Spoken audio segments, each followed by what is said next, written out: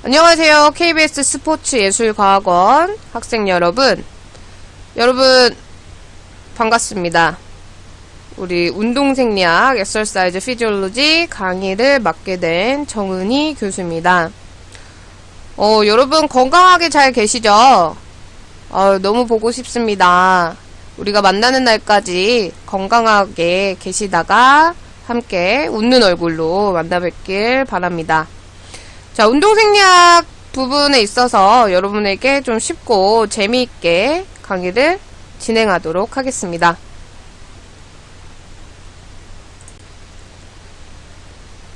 자, 운동생리학에 들어가기 전에 운동생리학이라고 하면 우리가 무엇일까라고 한번 고민을 해볼게요.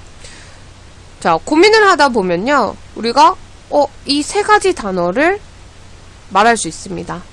자, 운동, 그 다음에 response, 그 다음에 adaptation 이라고 합니다. 그래서 우리가 exercise, 운동을 통한 그 반응이 어떻게 일어나고 또 그거에 대한 적응이 어떻게 되는가, 그거에 대한 변화가 어떻게 일어나는지에 대한 것을 연구하는 학문을 운동생리학이라고 한다 라고 이해하시면 됩니다. 자, 운동이라는 것은요, 우리 정말 중요하죠. 자, 여기서 이렇게 얘기했어요. Exercise is one of the therapeutic agent. 자, 운동은 치료제 중 하나다.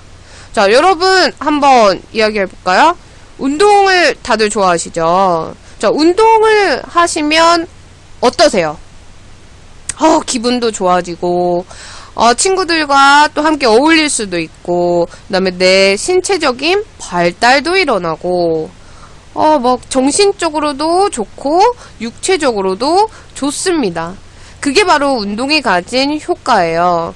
그래서 앞으로는 우리가 운동, 체육학적인 분야에서 정말 운동이라는 것을 가르치는 지도자들은 더더욱 4차 산업시대에서도 못 따라가죠. 우리가 기계를 대신할 수 없는 지도 능력을 갖고 있기 때문에 여러분들은 체육학 분야를 전공하는 학생으로서 정말 잘 선택하신 거라고 생각이 듭니다.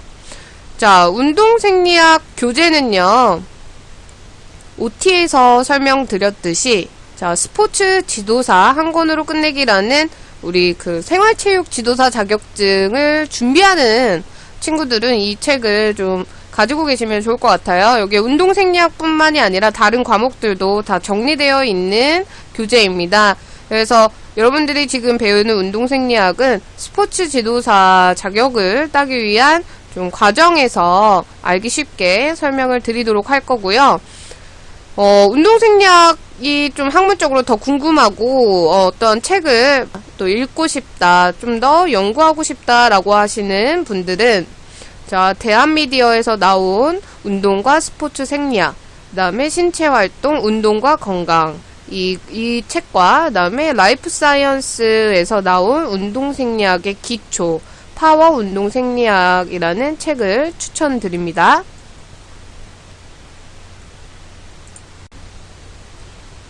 자, 그러면 운동생리학은 우리가 크게 7개의 단원으로 나눠서 공부를 진행할 것입니다.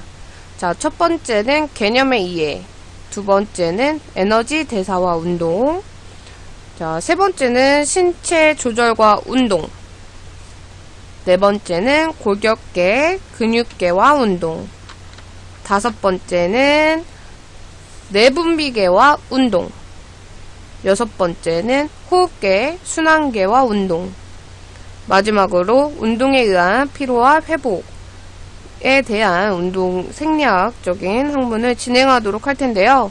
여러분들이 근골격계나 순환계에 대한 이론을 좀 우선적으로 알고 계시는 게 좋을 것 같아요.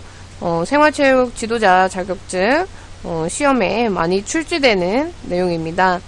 또 에너지 대사와 운동에서 우리가 어떤 ATP PC 시스템이라고 하는 내용은 여러분들이 좀 필수적으로 알아야 할 것 같습니다.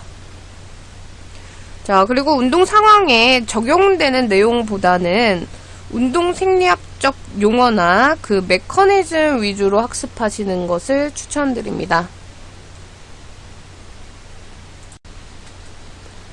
자, 그러면 개념의 이해를 한번 보도록 하겠습니다. 자, 우리가 신체 활동, 그 다음에 운동, 체력의 개념에 대해서 한번 알아보도록 할 텐데요. 여러분 함께 읽어볼게요. 자, 운동의 개념.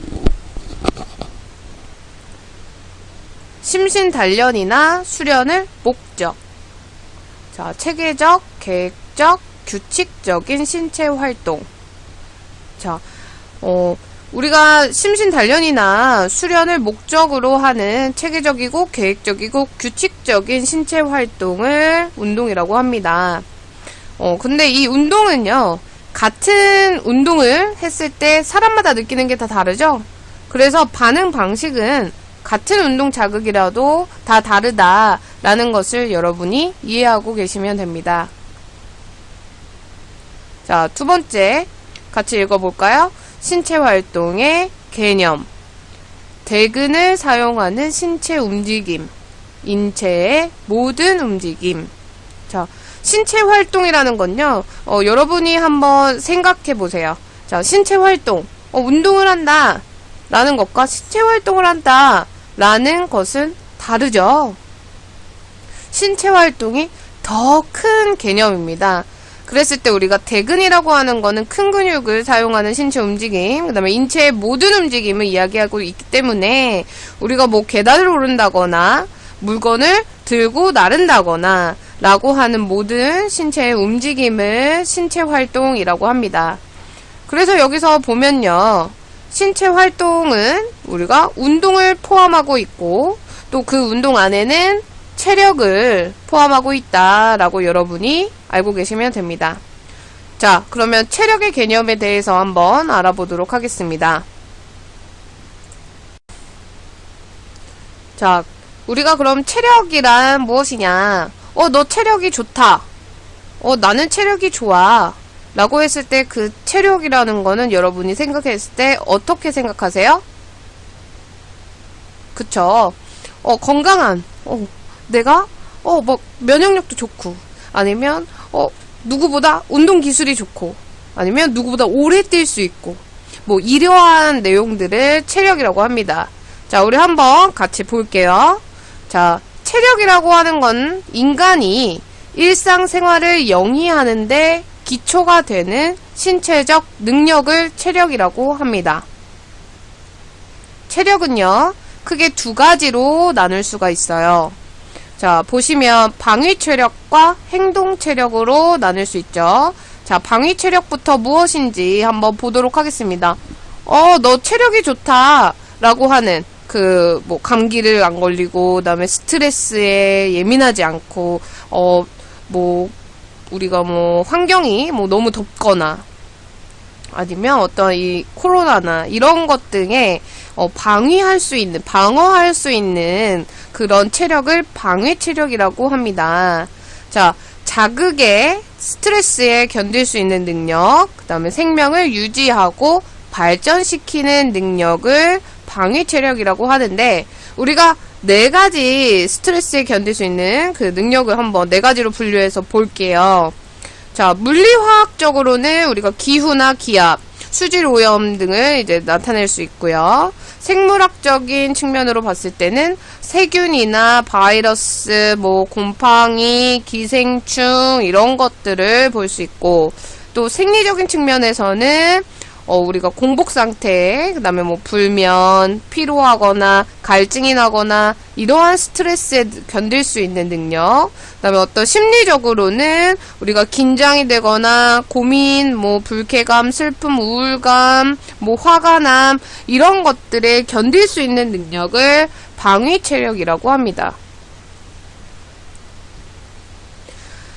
자, 이해가 쉽죠? 그러면 이제 우리가 행동체력이란 뭐냐라고 했을 때, 행동체력은, 내가 움직임, 그 다음에, 누구보다 오래 뛰고, 그 다음에, 누구보다 농구를 잘해. 기술이 좋아.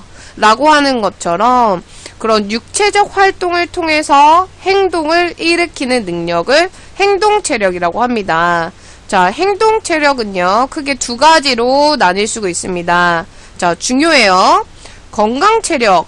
건강 체력이라고 하는 거는 사람이 활동하는 데 필요한 능력입니다. 그래서 근력, 근지구력, 그 다음에 내가 오래 뛸 수 있는 어떤 심폐지구력, 그 다음에 유연성 등을 건강 체력이라고 합니다. 여기에 신체 조성력이라고 해서 신체 조성 능력도 우리가 포함하면 좋을 것 같습니다. 자, 운동 체력은요, 아까 말했듯이 축구, 야구, 뭐 농구, 어떠한 스포츠나 운동을 했을 때 기술을 발휘하는 데 필요한 능력을 우리가 운동 체력이라고 합니다. 그 운동 체력에는 순발력, 민첩성, 평형성, 협응성, 스피드로 이렇게 크게 나눌 수가 있는데 여러분들이 꼭 기억해 주셔야 해요. 건강 체력의 예와 운동 체력의 예는 여러분들이 꼭 기억을 해 주셔야 합니다. 여기서 운동 체력의 협응성, 조정력이라고 하는 것은 여러분들 이거는 조금 생소하죠. 이 협응성이라는 건 뭐냐? 자, 이 몸 전체를 되게 빠르고 능률적으로 조정하고 통제할 수 있는 능력을 우리가 조정력이라고 합니다. 협응성, 교치성이라고도 얘기해요. 그래서 이 세 가지는 다 같은 말이다 라고 보면 됩니다. 자, 우리가 이렇게 설명해도 잘 모르겠다라고 하시는 분들은요, 몸 전체를 신속하고 능률적으로 조정하고 통제할 수 있는 능력이 과연 뭐예요? 라고 물어보면, 자, 이러한 테스트가 있어요. 우리가 플래핑 테스트라고 하는데 다리를 벌렸다 모으는 그런 테스트. 여러분 알고 계시나요? 한번 보셨을 수도 있어요. 예를 들어서 20초 동안 다리를 벌렸다 모으면서 머리 위로 손뼉을 딱 치는 거를 몇 번을 하냐, 20초 동안 다리를 빠르게 벌렸다 모으면서 머리로 손뼉 치는 여러분 이해 가시죠? 자, 이러한 테스트, 플래핑 테스트라고 하는데요. 이 테스트를 통해서 우리가 운동선수들에게 이제 어떤 체력을 측정할 때 운동 체력을 우리가 조사를 하죠. 그랬을 때 이 협응성이나 조정력, 우리가 교치성을 알아보는 테스트는 우리 플래핑 테스트라고 합니다. 그래서 여러분들이 이제 우리 행동 체력에서 필요한 거는 건강 체력과 운동 체력으로 나뉘는데, 건강 체력은 그냥 우리 일반적으로 사람들이 활동하는 데 필요한 능력을 말합니다. 그리고 운동 체력은 우리 뭐 스포츠 선수나 아니면 어떠한 스포츠 기술, 그다음에 운동 기술 향상, 발휘를 하는 데 필요한 능력을 이 5가지를 필요로 합니다. 여러분 꼭 기억해 주세요.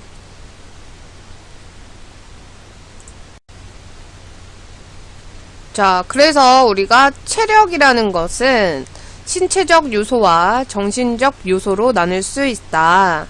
자, 신체적 요소에는 지금 우리가 배운 행동 체력과 방위 체력으로 나뉠 수 있고요. 행동 체력의 형태로는 체격과 자세, 기능으로는 우리 근력, 민첩성, 평형성, 스피드, 협응성, 유연성, 지구성 등을 우리가 행동 체력이라고 크게 볼 수 있고, 방위 체력으로는 우리 신체적 요소, 움직임을 통한 요소로는 구조, 기관 구조, 조직의 구조라고 볼 수 있고, 기능으로는 온도의 조절, 면역, 적응 등을 이야기합니다. 자, 체력에서의 정신적 요소는요, 행동 체력과 방위 체력으로 우리가 또 나눌 수 있죠. 그랬을 때 행동, 우리가 의지나 판단하고 의욕을 행동 체력이라고 보고요. 방위 체력으로는 정신적 스트레스에 대한 저항력을 정신적 요소의 방위 체력이라고 합니다. 자, 우리가 체력이 좋다, 나쁘다. 여러분 한번 생각해 볼까요? 자, 정신적으로 우리가 스트레스를 받았어요. 스트레스를 받으면 몸을 움직이기 쉬워요? 어려워요? 자, 어렵죠. 그것처럼 내가 정신적 요소인 스트레스를 받게 되면 면역력도 떨어지게 되고 움직임도 느려지게 되고 적어지게 되고, 그렇게 되면 면역이 떨어지게 되면 우리가 방위 체력 중에 하나인 어떤 신체를 조절하고 면역이나 적응할 수 있는 능력이 떨어지게 되겠죠. 그렇다면 우리가 체력은 과연 정신과 신체 중에서 어떤 게 더 중요하다고 생각하시나요? 자, 신체의 움직임은 정말 우리가 중요합니다. 하지만 정신적인 요소, 네, 체력이 강화되기 위해선 정신적 요소, 우리가 정신적 체력이 강화돼야 돼요. 그래서 여러분들 스트레스 받지 않고 또 항상 이제 행복한 생각과 또 즐거운 마음, 그다음에 그러한 정신이 있을 때 우리가 또 신체적 요소를 발달시키고 발휘시킬 수 있다고 생각합니다. 그래서 여러분 신체적으로도 우리가 근데 또 우울감이나 이런 것을 떨쳐내기 위해서는 어떤 노을이 지는 때에 좋아하는 음악을 들으면서 한강을 걷는다, 아니면 내가 스트레스를 풀기 위해 어떠한 달리기를 한다라는 등의 움직임을 통해서 또 정신적인 체력을 강화시킬 수도 있어요. 그쵸? 그래서 이 운동, 움직임, 체력이라는 것은 우리 신체를 정말 발달시키고 건강하게 하는데 너무나 중요하다라고 여러분들이 이해하시면 될 것 같습니다. 운동생리학의 정의를 한번 보도록 하겠습니다. 자, 제가 3가지의 정의로 가지고 와봤는데요. 각 책에서 발췌해서 가져왔습니다. 각 책에서 어떻게 운동생리학을 정의하고 있는가라고 우리가 한번 알아보면요. 인체생리학의 한 분야, 일시적이거나 반복적인 운동으로 야기되는 인체기관계의 반응과 적응 현상, 생리기능의 변화와 그 변화의 원인을 생리학적으로 연구하는 학문이라고 정의했고, 또 다른 정의는 운동 중 생명체가 어떻게 생리학적으로 반응하는가를 관찰하는 학문, 운동이라는 자극을 이용하여 인체가 적응하는 과정을 생리학적으로 관찰함과 동시에 인체가 궁극적으로 어떻게 변화하는지를 연구하는 학문. 21세기 운동생리학의 연구 영역은 높아져 인체의 조직과 기관이라든 생리학적 수준에서 더 나아가 세포와 신호 전달 체계 및 단백질 합성 및 발현이라는 세포 생물학 또는 분자 생물학 분야로 진화라는 3가지로 제가 발췌해서 가져왔습니다. 각기 다른 책이었고요. 운동생리학의 정의는 우리가 이 3가지를 보면 반복되는 내용들이 있어요. 그 내용들이 뭘까요? 그래서 그 내용들을 정의를 하면 우리가 운동생리학이라고 하면 자 뭐냐? 라고 했을 때 우리가 일시적이거나 반복적인 운동, 운동을 일시적으로 하거나 지속적인 운동으로 인체 기관이 신체가 반응하고 적응하는 현상, 그리고 생리기능의 변화나 그 변화의 원인을 생리학적으로 연구하는 학문이다. 자, 맨 위쪽에 있는 내용을 여러분들이 이해하시면 될 것 같아요. 그래서 여기에 키포인트, 자, 반응과 적응, 그것의 원인을 연구하는 학문이다 라고 여러분들이 이해하시면 될 것 같습니다. 자, 운동생리학의 역사를 한번 보도록 할게요. 운동생리학 전공으로서 우리가 전공 과목, 체육학과의 전공 필수 과목으로서 운동생리학의 역사는 어떻게 됐나. 자, 미국 운동생리학의 시초는요, 유럽입니다. 유럽으로 힐, 크로흐, 마이어 호프라고 하는 이 3분이 근육의 대사작용 연구로 1922년 노벨 의학 생리학상을 수상하였습니다. 그래서 이게 시초가 됐습니다. 그래서 미국에서 운동생리학이 태동한 시발점은 하버드 피로연구소라고 하는 연구소를 핸더슨 교수가 산업 유기물이 신체에 미치는 생리적 현상을 연구하기 위해서 경영대학 내 실험실을 개설을 한 게 시초예요. 그래서 이제 딜 박사라고 하는 분이 이제 하버드 피로연구소의 책임자로 재직을 하게 되죠. 1927년부터 47년까지.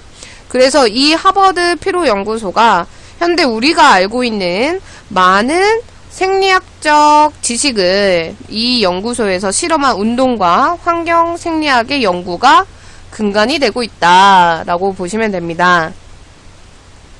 자, 그래서 우리가 하버드 피로 연구소에서는 어떤 연구를 했었나 한번 보면요.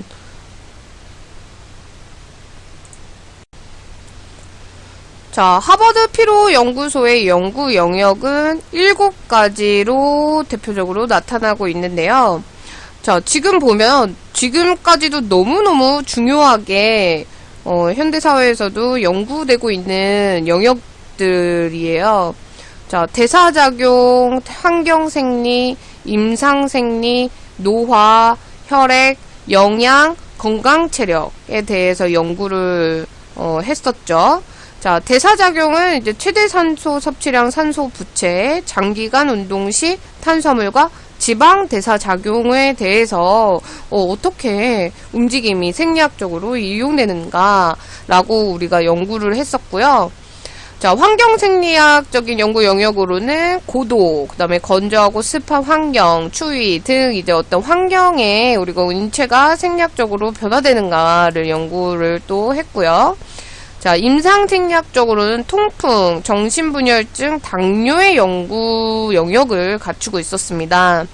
자, 노화로는요, 우리가 지금 고령화 시대를 맞이해서 우리가 노화, 시니어 부분에 있어서 연구를 되게 지속적이고 지금 매우 중요하게 생각하고 있죠. 자, 노화에 대한 연구 영역으로는 기초대사율, 최대 산소 섭취량, 최대 심박수 등을 연구했고요. 혈액으로는 산과 염기의 평형, 그 다음에 산소 포화에 대해서 연구하고, 영양, 우리가 영양은 스포츠 영양학도 있고 그 다음에 식품 영양학도 있지만 우리가 요즘에는 운동 생리학과 식품 영양의 콜라보를 되게 많이 하고 있습니다. 왜냐하면 움직임을 하는 데 있어서 영양은 뺄 수 없는 필수적인 요소니까요. 자, 우리가 하버드 피로 연구소에서는 영양 분석 기술, 그 다음에 비타민과 식품 등에 있어서 연구를 시작했고요. 건강 체력은 하버드 스텝 테스트를 우리가 연구하고 여기서 측정하였다라고 합니다. 자, 이렇게 이제 우리 생리학의 태동, 운동 생리학이 발달한 시발점은 하버드 피로연구소였다라는 것까지 오늘 배웠고요. 여러분들과 함께 이제 운동 생리학의 개념에 대해서 계속 이야기를 할 텐데, 다음 시간에는 운동 생리학의 필요성, 그 다음에 신체 활동의 효과 등에 대해서 배우도록 하겠습니다. 자, 오늘도 행복한 하루 보내세요. 감사합니다.